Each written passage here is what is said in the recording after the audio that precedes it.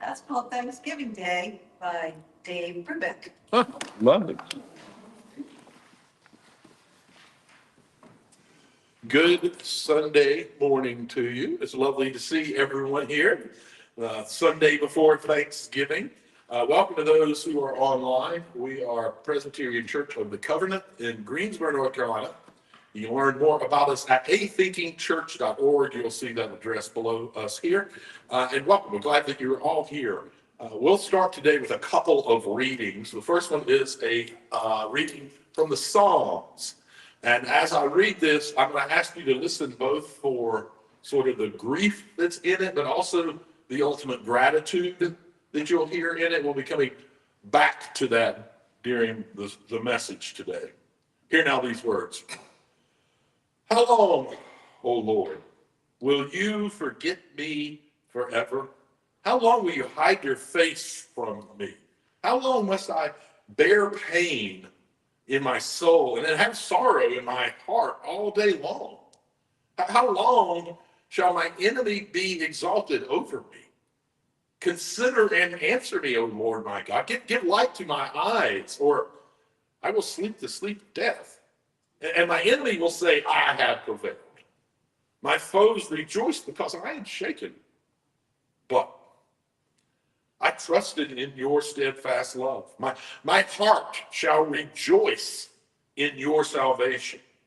I will sing to the Lord because he has dealt bountifully with me. Maybe I had blessing and understanding in the reading of those words. I also want to share an excerpt from a book written in 1902 called Why I Am a Pagan. It is written by an indigenous Yankton, Dakota writer. Her name is Zitkala Saab, also known as Gertrude Simon Bonin. And she had this to say. The vastness of nature shapes my mind to an ever-expanding peace as I ponder the power that made all things.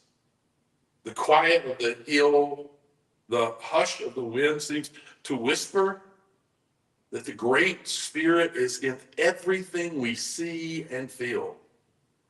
And as I walk close to the earth, my heart filled with grateful love for all that surrounds me.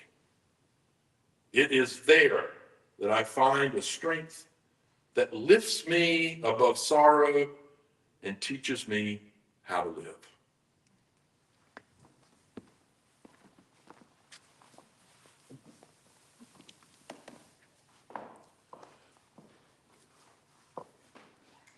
Reading the lyrics to this song that was written in 1998, to me, you can obviously in popular music think of it as a romantic piece that is referred to, but I look at it like this could be also her feeling about a community that has supported her entirely with this song.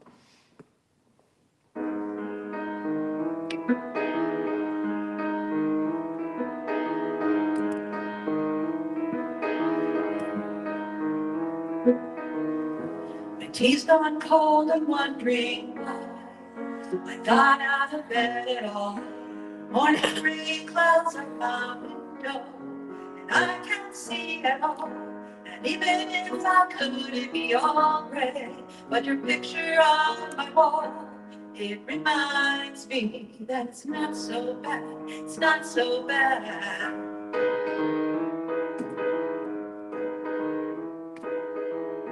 Drank too much last night, I got bills to pay.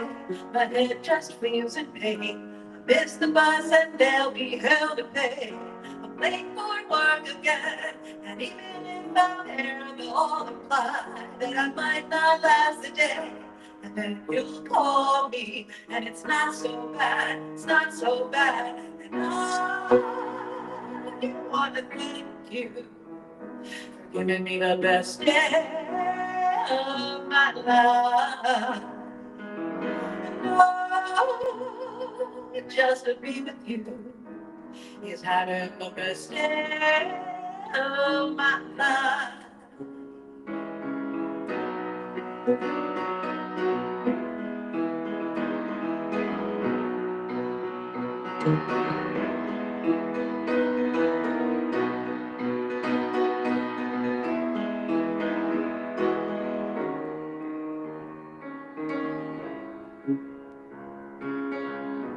Push the door, I'm home at last, and I'm soaking through and through.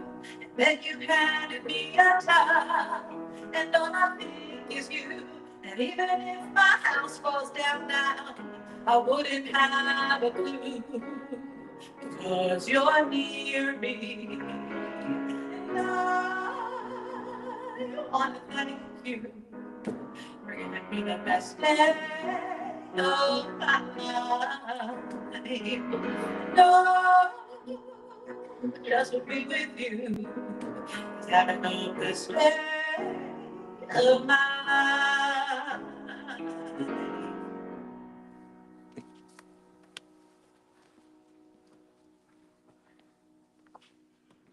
Stephanie never fails to impress me.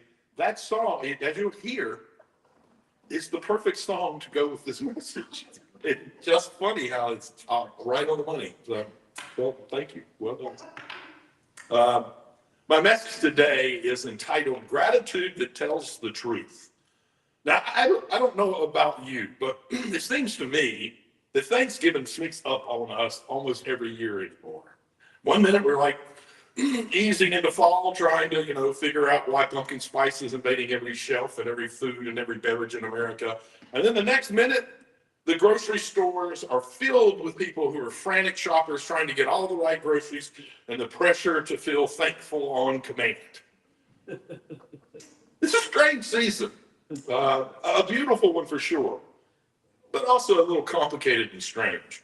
And if we're honest, gratitude can feel out of reach some days anymore. The world is doing whatever it is that the world is doing, and lately it includes more than the unusual headlines. And here in North Carolina alone, entire communities have been shaken by ICE as they conduct large-scale raids in major cities. Families are afraid to even leave their own homes. Businesses are half-staffed and sometimes closed, and thousands upon thousands of students have stayed out of school because of fear, and the fear that spreads faster than any official statement ever could have. It's a kind of tension that settles into a community almost like smoke, in that you can't always see it, but you can sort of feel it in your chest. And that, add to that, the political exhaustion, the global conflicts, the economic strain, the anxiety that's humming underneath the surface of almost everything anymore. And it's no surprise that a lot of us walk into Sunday feeling something less than grateful. Some of us feel tired. Some of us overwhelmed. Some of us are holding grief with no idea where we can put it down. So, if you are not overflowing with holiday cheer yet, it's all right. It's all right. Gratitude isn't a performance. It's not. Gratitude is a practice. Gratitude isn't a performance, it is a practice. And it's a practice that matters even more when the world feels unsteady.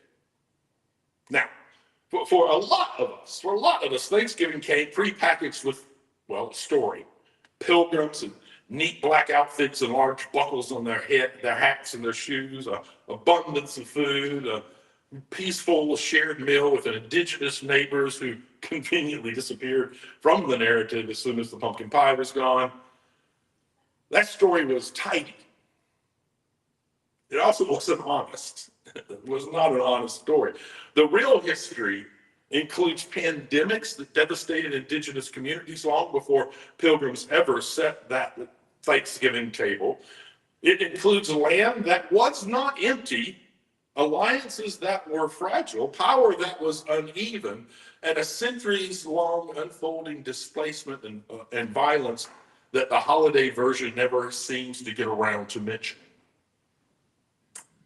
The Wampanoag people helped those early colonists actually just survive. They shared knowledge and food and skill, but the relationship wasn't what the storybook drawings promised it was.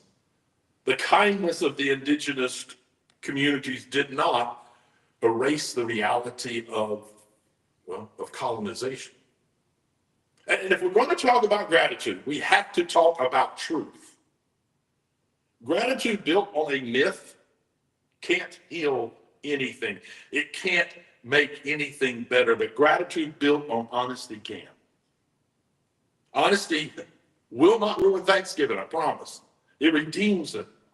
It invites us to honor indigenous resilience, to refuse denial, and to choose gratitude that faces the world as it is and not as we wish it had been. But we need to be cautious here because there is a version of gratitude that tries to sort of just smooth everything over. The everything happens for a reason version, the just be thankful version. That the version that expects us to just smile through the pain instead of naming the pain. But the spiritual tradition we come from doesn't ask us to pretend. As we heard in our scripture reading earlier, the Psalms hold gratitude and grief in the same breath. They rage, they lament, and then they say thank you. Not because life was easy, but because gratitude was how they held on to hope. Even Jesus gives thanks in moments filled with tension. See, even the Last Supper, he breaks bread and he gives thanks, knowing full well what awaits him. And it wasn't denial, I would say it was courage. It was grounding himself in love even when the empire was pressing in close on his life. That kind of gratitude isn't fragile. It doesn't require perfect circumstances. It's sturdy, it's defiant. It's the kind of gratitude that helps people survive even when life goes off script. I mean, we live in a world that feels like it's vibrating with uncertainty. News alerts, family tensions, political dread, fear that spreads through communities after raids, anxiety that settles into bones and stays longer than it's really welcome. In a world like that, gratitude becomes more than a feeling. It becomes resistance. When you name something good, in the midst of what's hard, you're not ignoring reality. You're refusing to let the despair set the terms. When you say, I'm thankful for the people who show up for justice, you're resisting apathy. When you say, I'm thankful the sun is rising again, you're resisting hopelessness. When you say, I'm thankful for a meal shared with people I love, you resist the loneliness that our culture keeps manufacturing and selling back to us. When you say, I am thankful for the indigenous communities who continue to protect the land, you are resisting the lie that their survival is merely historical trivia. And when you say, I'm thankful, I am thankful for the courage to tell the truth about our past, you resist every effort that's being made to sanitize injustice. See, gratitude isn't the opposite of reality. It's the opposite of resignation. And I ask that there's two types of gratitude. The first is just a simple gratitude, the kind you say because it's polite, the kind that feels good in the moment, the kind that we teach our children before they understand what they're even really saying. The second, though, is a deeper gratitude, the kind that grows in you slowly, the kind that doesn't depend on everything being okay, the kind that, well, changes the way you go about living. Deep gratitude is the kind that sort of reorients your heart.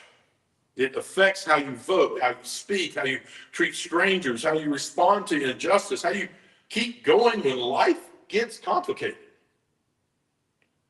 See, deep gratitude isn't blind to pain. It simply insists that pain will not have the last word. So here's a simple little invitation for this week before Thanksgiving Day. Something simple enough to do, but yeah, I think strong enough to matter. So before Thanksgiving, I encourage you, take 10 minutes, just find 10 minutes, sit quietly, ask yourself these two questions. First, what truth do I need to honor, even if it's difficult? Two, what good do I want to name, even if it feels very small? So two questions that I think create an important spiritual practice. Let's name them again. What truth do I need to honor, even if it's difficult? And two, what good do I want to name, even if it feels small? See, the truth grounds you and the good lifts you up. And gratitude sort of then grows in the middle of them. Your truth might be grief, fear, exhaustion, uncertainty. And your good might be a friend who keeps checking in, a grandchild's laughter, a warm meal, a moment of quiet, or the simple fact that you made it through a really hard day. Gratitude doesn't, erase the hard truths. It sort of holds them gently. And you can reclaim it by telling the truth about indigenous history and listening to indigenous voices today. You can reclaim it by remembering that gratitude was not some kind of import from Europe.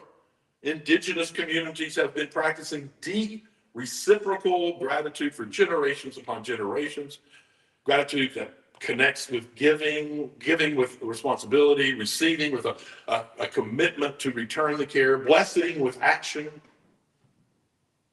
And you reclaim Thanksgiving when you let gratitude move you towards justice, towards standing with those who are being targeted today, towards supporting the communities most impacted by fear and by displacement, towards learning the real history and passing it on honestly.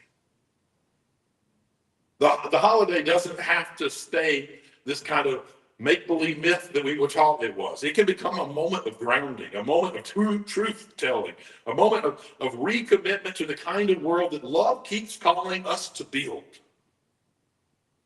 We often treat gratitude like it's an invitation that arrives on its own, but spiritual gratitude isn't passive, it's active. It's something that you choose, something that you return to, something you keep practicing. You keep practicing even when your own heart feels heavy. And gratitude doesn't magically, though, make everything okay. It doesn't. It doesn't eliminate fear or grief or uncertainty. Well, what it does is open a window in our souls that lets the light get in, even if it's only a little bit at first. So, as we walk into Thanksgiving this week, here is my hope for you. May you tell the truth with courage. May you name the good with sincerity. May you give thanks without pretending.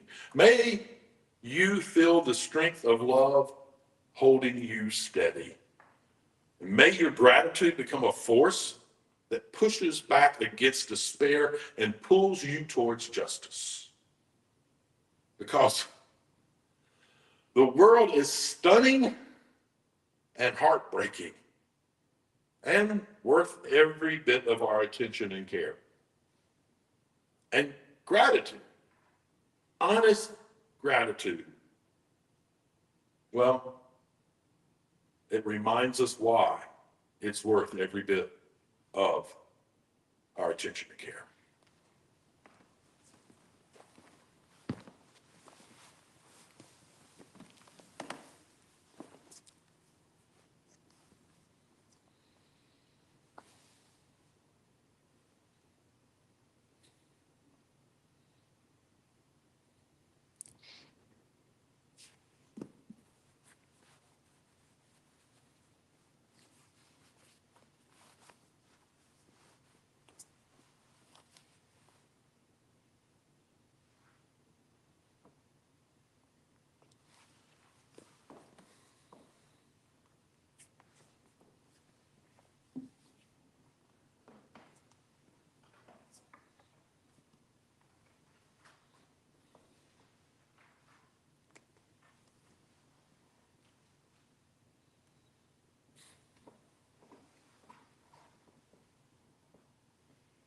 If you don't recognize this, you might this week if you happen to turn the TV.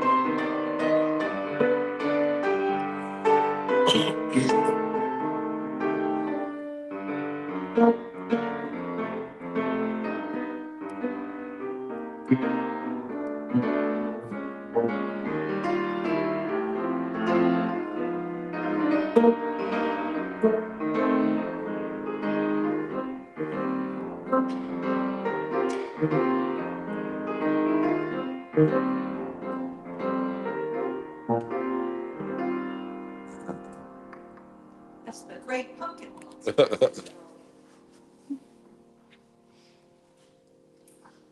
This song is by a contemporary Christian band called 10th Avenue North. And this speaks to the brokenness and the heartache. It's a beautiful song.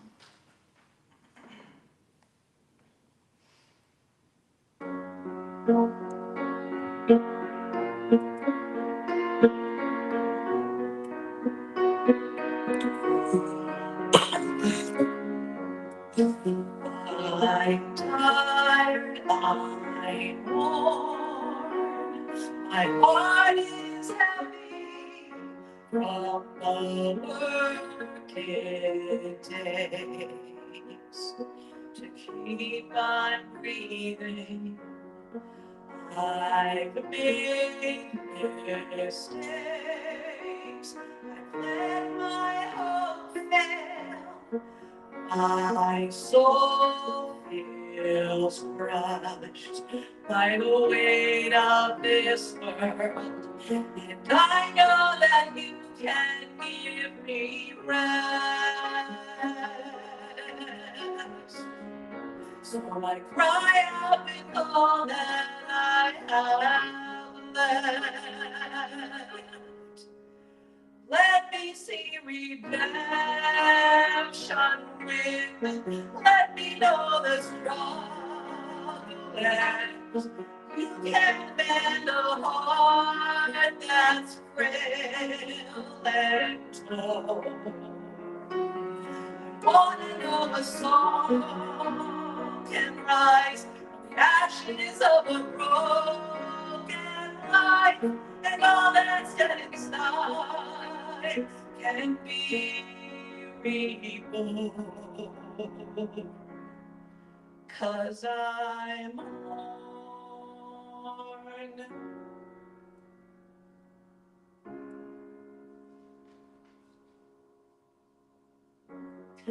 I know I need to lift my eyes up, but I'm too weak.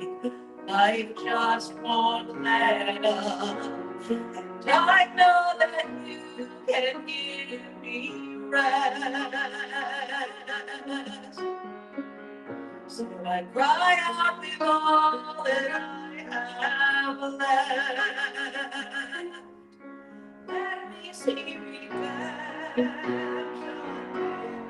Let me know the struggle ends, that you can mend a heart that's frail and torn. Wanna know a song can rise, ashes of a broken life, and all that's dead inside can be reborn. 'Cause I'm worn, my prayers are wearing thin. Yes, I'm worn before the day begins. Yes, I'm worn, I've lost my will to fight. I'm worn, so heaven come and flood my eyes.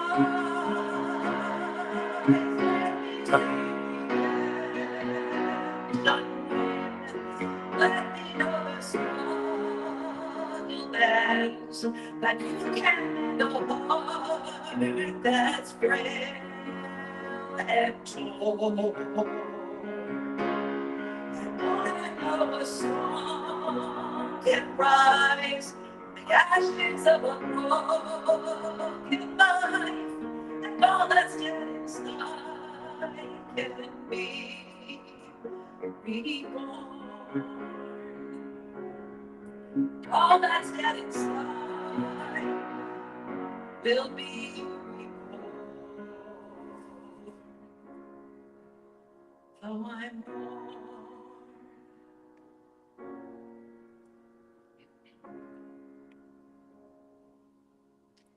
Yeah, I'm warm.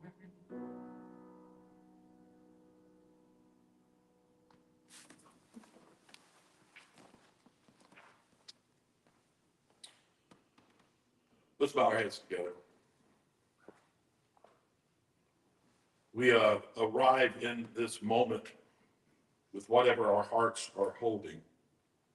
Joy that lifts, worry that lingers, grief that settles in quietly, hope that refuses to leave. All of it belongs. All of it is welcome here. May we be reminded that gratitude is not pretending everything is fine. It's learning to see fully, to honor the truth even when it stings, and still notice the beauty that has not given up on us. As we enter this season, may we remember the land beneath us and the indigenous peoples whose stories were pushed aside but never extinguished. May their resilience call us towards honesty, humility, and repair, so our gratitude grows roots deeper than myths. May we keep in our hearts the families who are afraid, the neighbors who are navigating uncertainty, the communities carrying more weight than they should. May our gratitude draw us towards them, towards compassion shaped by action, towards justice shaped by love. And as we gather around tables large or small this week, may we feel the sacredness of every hand that brought this meal into being. Hands that planted and harvested, hands that cooked and prepared, hands that made room for us when we needed it most. May we taste the grace that comes from being welcomed. And may gratitude soften the hardened places in us, open the closed places, and help us notice the quiet gifts we might have missed. The laugh we needed, a kindness offered, of a moment of breath when the world felt too loud. May this season deepen us. May it steady us. May it move us towards the kind of love that heals and disrupts and transforms. And in this moment, may we sense the small but steady truth that even in a trembling world, hope stirs, love rises, and we are not alone. Amen. See this blessing. May you walk in harmony with each other and with creation, recognizing that we are one. And may you know love and happiness throughout your life. And may your words and your actions bring that love and happiness to all of those you meet.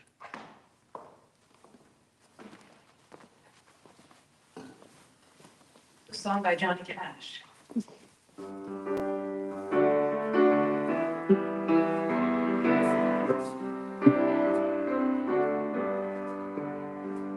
It's called Thanksgiving Prayer. Mm-hmm.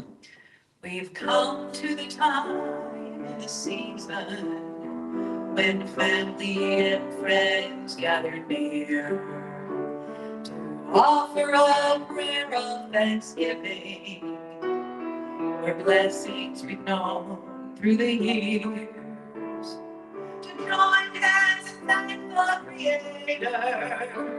And now when Thanksgiving is due, this year when I count my blessings, I'm thanking the Lord He made you. This year when I count my blessings, I'm thanking the Lord He made you. I'm grateful for the laughter of children, the sun and the wind and the rain, the color of blue in your sweet eyes, the sight of a high-falling train, moonrise over a prairie, old love that you've made new. This year when I count my blessings, I'm thanking the Lord He made you.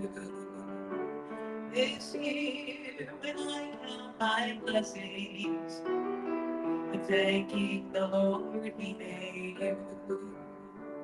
And when the time comes to be going, I won't be in sorrow and tear. I'll kiss you goodbye and I'll go on my way, grateful for all of the years. I'm thankful for all that you gave me, for teaching me what love can do. Thanksgiving Day for the rest of my life, I'm thanking the Lord He made you. Thanksgiving Day for the rest of my life, I'm thanking the Lord He made you.